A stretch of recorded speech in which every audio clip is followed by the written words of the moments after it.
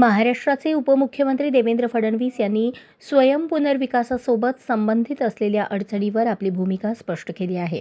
ते म्हणाले, जर स्वयं पुनर्विकासातील कामात कोणतीही अडचण किंवा खोडा घालत गेला तर त्वरित कडक कारवाई केली जाईल. फडणवीस यांचे हे विधान राज्यातील विकास कामांच्या पारदर्शकतेला महत्त्व देणारे आहे.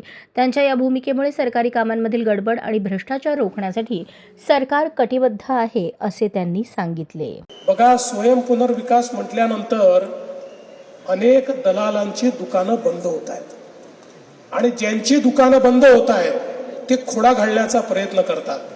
पण मागच्या काळात जसं या बिल्डिंगच्या संदर्भात ज्या लोकांनी पैसे मागितले त्या क्षणी त्यांना आम्ही त्या ठिकाणी सस्पेंड केलं.